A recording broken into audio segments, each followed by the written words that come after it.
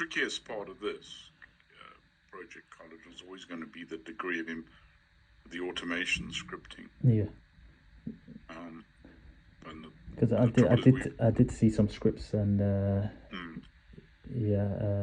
think those scripts were they the Cisco ones, right? The Cisco scripts, the configs. Yeah. So I think what Bob so there's scripting, and that's where he wanted a programmer type guy. Mm-hmm. But I suspect he's not going to get that any time soon. Yeah. Unless something's changed. Yeah. Because we've got Greg McCree. Greg McCree. Yeah. Greg is a good guy. Mm-hmm. Greg's a good guy. Yeah, but but Greg's not a programmer. Yeah. Oh, he's not a programmer, is he? Okay.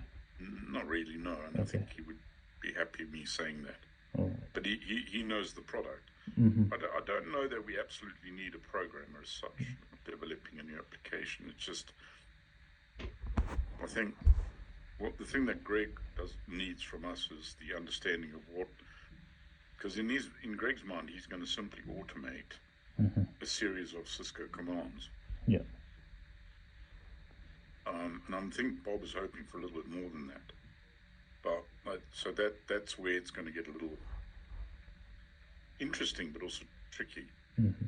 So essentially, the bit where, so that if you split this into two bits, the one bit is the infrastructure. So you've got to tie up with, is it Kyndryl? Kyndryl, yeah. We're going to deliver the SFPs in Amazon. Mm-hmm. So we need to tie up with that, so you know, at a network layer 2, 3, you know how you get to AWS, right. And cross connects, and that's all clear in your design. Mm-hmm.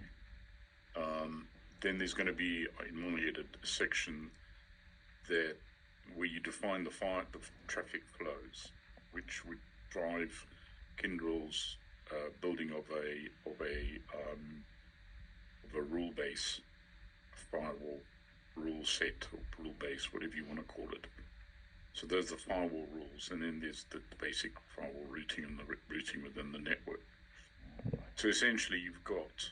So if I can just share. Can you make me, please? Just share with you quick.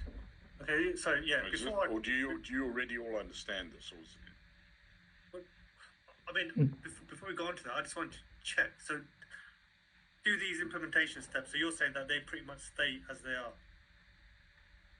Like, there's nothing. Was there anything we need to add or remove?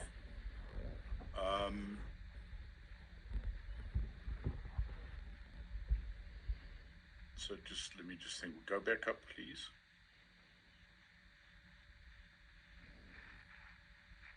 Where you want me to start? Well, okay, so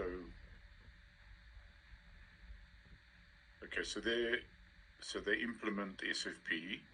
So you've got somebody from Kyndryl doing that. Okay, If you step down, so your HLD read that. Okay, step down again. So there you've got to put firewall rules. I would have thought that's low level. What's that doing in HLD? Okay. Anyway. What's the additional firewall rules? Should that go into the low level design? Okay. I would. Well, you would, in the high level, you define the connectivity. I mean, you would.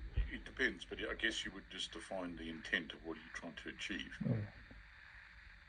and then in the low level, the detail of how that firewall, say down to the port level, IP address, and so socket, to use the old-fashioned term. So there's your port and IP addressing. So as an actual script, it shows you the rules. Allow this, deny that, etc. Mm-hmm. That should be included in the low-level design then. I think so. What do you think, Caleb? I mean, we'll go with what you're suggesting. I mean, you've worked with a lot of LLDs in the past, and I guess, for sure, that will... Feels that way to me. Yeah.